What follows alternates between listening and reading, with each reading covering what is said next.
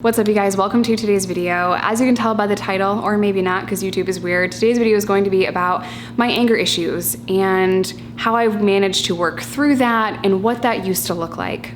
If you guys are new here, hi, my name is Jess. I'm a person in long-term recovery who has served time in prison, and my entire crazy life story is in the description box down below. If you want to follow me on any other social media platform, TikTok, Instagram, Patreon, that's $2. It's only ever going to be $2. All of that is linked down below, as well as my vlog channel and my podcast that I am setting up a new space for. I am also a proud partner with Groups Recover Together, and they have an amazing treatment program available in 12 states. They strongly lean on harm reduction and the 420 friendly, and it's just a great team of people. So that is in the description box as well. All right, without further ado, let's kick this thing off.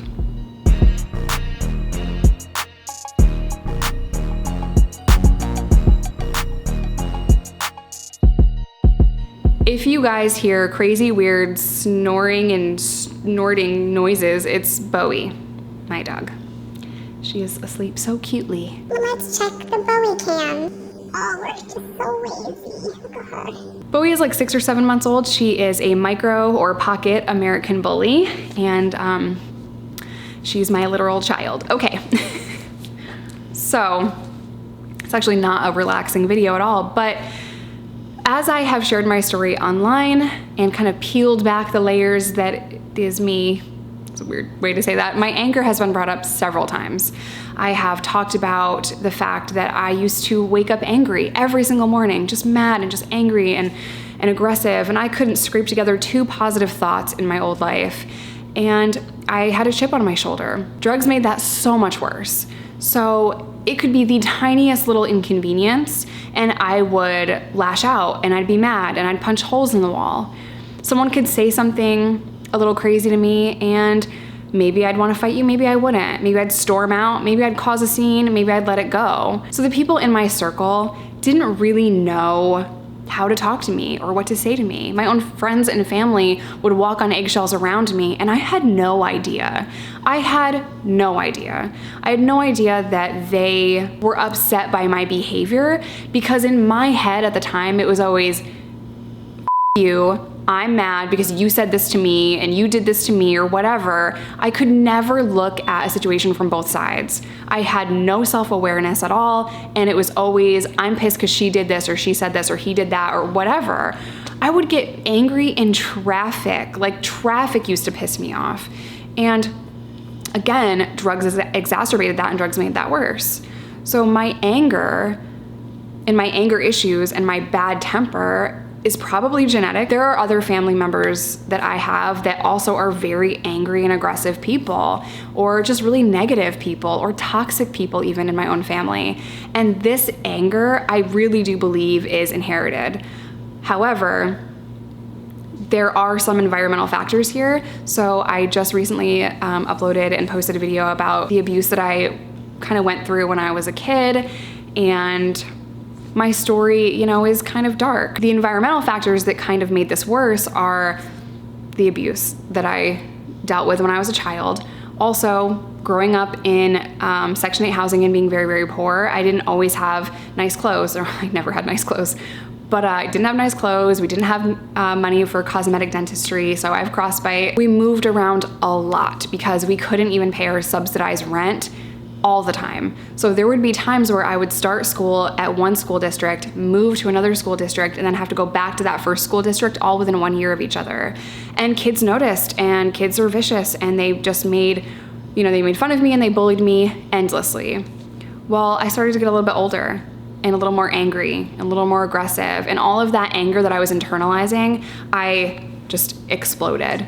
I started getting in fight after fight after fight. I started getting, put in detention, and I was put on PINS probation, and then youth probation, and then felony probation, and then parole. And it was just such a awful thing. My bad temper and my bad attitude and my rudeness and my anger all just kind of came to a head. And if you were gonna say something crazy to me, I was gonna punch you in the face. That had come from years of being bullied and kicked down. And it was just, Not to make excuses for my anger, I'm just trying to explain like, why, bruh? Why were you so mad? So a lot of times I would just wake up and nothing had ever happened. I was already mad. I was already angry. And I used to project that on other people, or I used to say like, I'm mad because my re-up is late. I'm mad because I need dope. I'm mad because I need this. I have to go here. I have to deal with this person or that person.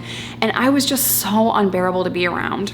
So how the hell did I work through that? Do I still wake up angry? What does my daily life look like now? Ultimately, I had my daughter in prison, and I decided that I genuinely wanted to work through all of these things.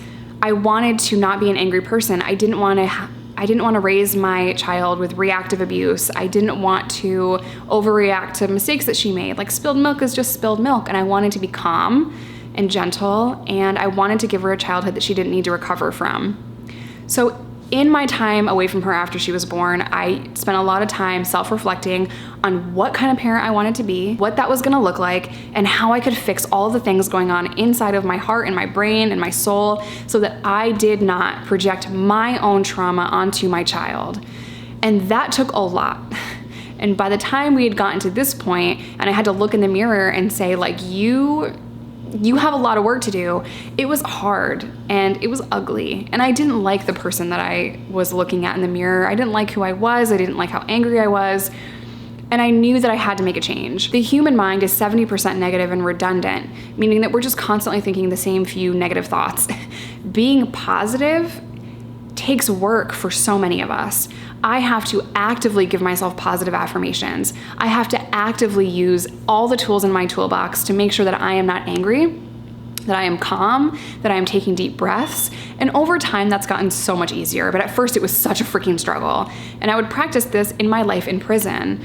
And taking a step back from like being in the mix in prison, being in GP, and like all these people are focused on drama or dope and trying to make alcohol, or just they're in the mix, right? I took a step back from them, isolated myself, and I started to read self-help books. And I wish I had titles of these. It was anything I could find in the prison library, which was not much. And I just tried my absolute best to learn how to de-escalate myself. That's done with spacing myself from a situation or problems, doing my best to walk away, which I never in my life would think to do before. For whatever reason in my past, I viewed walking away as a weakness. That is a strength. That is a strength to be able to be the bigger person and say, I'm gonna walk away from this. This situation does not require a response. It does not deserve a response. I am not going to fight you. Stay mad over there. So that has taken so much time for me to learn and work through. I didn't know how to solve problems other than my fist, other than punching people and causing a scene and being aggressive. And every single time I mention that online, people want to talk about my size. And that I think I'm tough and I'm so small. And anyone can win a fight against you. Look at you, you weigh 100 pounds. I don't care. I don't care. Everyone has a plan until they get punched in the mouth. And I realized if I punch first, I'm gonna get the upper hand and I'm gonna win the fight. Well, that was a bad thing to realize at such a young age. So everyone had always underestimated me, right? They underestimated that I could win fights, that I could be the person that I used to be, which was a female drug dealer. Everyone constantly underestimated my ability to do literally anything. So because I knew that they were underestimating me, I wanted to prove them wrong. Well, let's fast forward all the way to I became a first-time mom in prison. People knew that I was a little aggressive and violent, and they expected me to react. Some people would even try to get me to react, which is awful. We're bored in prison. It is what it is. I hold no grudges. Live your life, bro. But now the expectation is that Jess is going to lash out, she's gonna make a scene, or she's gonna stand up for us, or she's gonna tell that officer off, or she's gonna do this, or she's gonna do that. And when I stopped doing that, then people were like, what? When I stopped being aggressive, talking back, standing up for myself in an aggressive manner, then people started to be like, what is wrong with her, you know? And then over time, I knew that having control over my own anger and my own self was key. I know without a shadow of a doubt, I cannot control other people. I can't control what they say to me, what they do to me, but I can control how I respond to them. And once I figured out kind of how to do that in all these situations that would continue to arise for me in prison, I started to realize that that's powerful. to be able to control your own self and your own actions, and to be able to say, I am not going to give this person a reaction. Then when I got out of prison, I had so many other obstacles and so many other challenges that I had to face and so many things that I went through. And I had to kind of relearn how that looked, how that self-control looked in the free world. And I went from, allowing people to be disrespectful because, you know what, I was in prison, I was an addict, I'm trying to rebuild my life, and I would allow disrespectful, toxic family members to talk to me any kind of way because, okay, I'll own the fact that I've made a lot of mistakes and I wasn't sober for a long time, I'll take it. I deserve it. Well, then years would pass. I am here and I haven't done anything negative. I haven't punched a hole in your wall and I haven't been arrested at a family dinner, and I'm doing so much better and I'm sober and I'm thriving and I'm building my life. And when those family members and those friends continued to be disrespectful after I've had years to prove that I'm a different person, I decided, you know what? I'm not gonna write this long text, this angry text. I'm not gonna call and yell. I'm not going to react. And I'm also not going to give them the opportunity to disrespect me. I went from typing these long paragraphs explaining myself and how I feel and trying to explain to people that are inherently toxic and don't want to ever see me shine, to just not engaging with them. And I've even gone as far as having to block a certain family member of mine. And you know what? That's okay. That's okay. I have almost 10 years in recovery in October. I know who I am. And unfortunately, these toxic people can't tell you 5 things about me from my current life. They can tell you thousands of things about me in my old life, but I don't live there anymore. So I stopped explaining myself to these people. I stopped giving them my time and energy, and I started protecting my own peace, which in turn helps me control how I respond to things. And it takes practice. It takes practice. I want to respond sometimes when people are coming at me or attacking me. That's both in and offline now. So you see, it's transitioned. I had to learn how to control my temper and my emotions in prison, then the free world. Now I have to do that online as well. And it's not always easy. I'm a human being. I want to respond to people when they're being awful to me wherever I am. But I am in control of my own emotions and my own actions and my own thoughts. And if my thoughts are negative and redundant, then my life is going to be negative and redundant. I have to remain positive. And there is always a reason to be grateful. There is air in your lungs and your heart is beating, and that is a blessing. And if I can't string together any more positivity than that, at least I have that. But this has gotten so much easier over time because I've created a life that I don't have to escape from. I've created a team of people and a support system that I can go to when I'm struggling. And I think that was like the key difference in my old life and my life that I'm currently living, is that my life was so negative and so awful, and I was so aggressive and angry because everyone around me was angry too. And my life was super negative and everyone around me was on drugs, and I was not happy with myself, so other people couldn't be happy with me, but my entire life was just so negative.